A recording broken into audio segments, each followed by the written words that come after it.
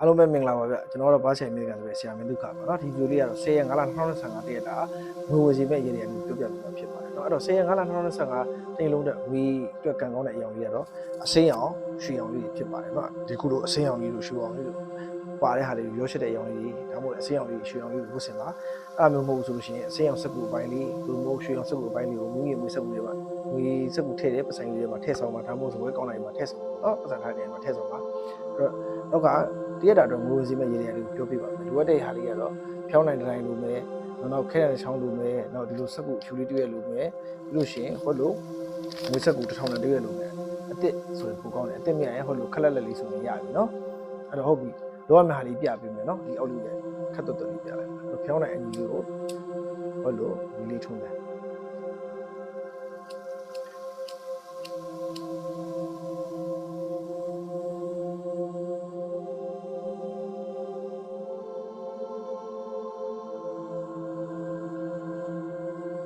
ဖြောင်းနိုင်လေးကိုမီးထုံးပြီးဟိုဒီစက်ကူအဖြူလေးပါခဲတံလေးနဲ့စူတောင်းစာရေးမယ်เนาะစိတ်ကောင်းရေးတဲ့ခါကြလို့ရှိရင်ဒီမှာเนาะဒါငွေတွေဝင်ပါစီငွေတွေကြွယ်ဝပါစီပြီး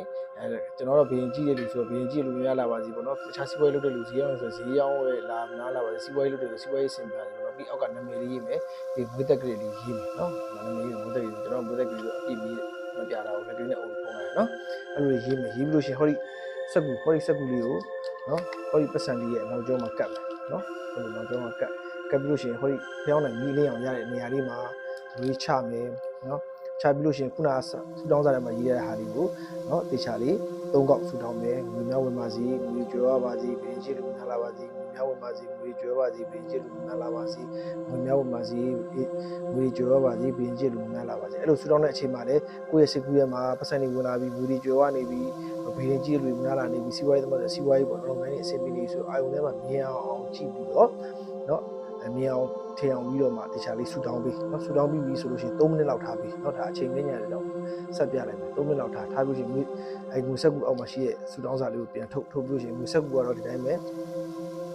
အမီးအောင်เนาะအလေးအောင်ကြာတဲ့နေရာလေးမှာထားပြီးလို့ရှိရင်ဟောဒီစက်ကူလေးကိုတော့ဟောဒီလိုဖျောင်းနိုင်အနီအောင်လေးကိုမှမီးရှို့လိုက်မယ်เนาะ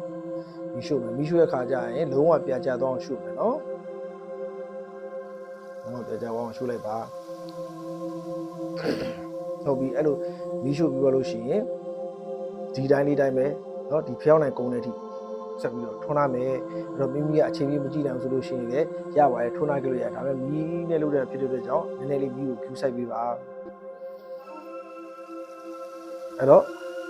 ဖျောင်းနိုင်ကုန်းတဲ့အထိစောင့်မယ်ဖျောင်းနိုင်ကုန်းသွားပြီဆိုလို့ရှိရင်เนาะဖျောင်းနိုင်ကုန်းမယ်ကုန်းသွားလို့ရှိရင်ဒါဖျောင်းနိုင်ကုန်းမယ်ထားတော့အချိန်ကြီးဖျောင်းနိုင်ကုန်းသွားဆိုလို့ရှိရင်ဟောဒီငွေစက်ကူလေးကိုမီးပစိုက်ထဲမှာထည့်ပြီးစောင့်မယ်သူဒီမဟုတ်လို့ရှိရင်ငွေကောင်တာဝေးပစံထားတဲ့နေရာလေးမှာဒီပစံလေးကိုထည့်ထားမယ်เนาะထည့်ထားပြီးတော့ဟောဒီပြာလေးကိုเนาะပြာကိုเนาะမိမိရဲ့အိမ်ရှိမှာညခင်းသို့မဟုတ်ပန်းပင်သို့မဟုတ်အပင်တစ်ပင်အချင်းမှာဒီပြာလေးကိုတွန်ချလိုက်မယ်တွန်ချတဲ့အချိန်မှာလည်းခုနကကိုယ့်ရဲ့ငွေဝင်ဖို့တော့ကိစ္စလေးဆူတောင်းမယ်ငွေများဝင်ပါစီငွေများကျွဲပါစီဘင်းကြီးတွေများလာပါစီဒါတော့ဆရာတဲ့ပတ်သက်ဥပမာလေးပြောပြရအောင်အဲ့ဒါလေးလုပ်ပြီးတော့တွန်ချလိုက်မယ်တွန်ချပြီးဒါဆိုရင်ဒီရည်လေးကပြီးပြီဒါ10ရက်5လ2025တရက်တာအတွက်ငွေဝင်ရလေးပဲဖြစ်ပါတယ်မိတ်ဆွေတို့လည်းဒီရည်လေးကိုပြုလုပ်ပြီးတော့ငွေများအလုံးရင်ဝင်ပါစီငွေများဝင်ပါစီလို့ဆူတောင်းပေးလိုက်ပါတယ်ဗျဒီချာလေးလိုက်လို့ပါအကျိုးထူးပါလိမ့်မယ်ဒီနေ့မှာငွေဝင်ပါလိမ့်မယ်ကျေးဇူးများတင်ပါတယ်နှုတ်ဆက်ပါတယ်နော်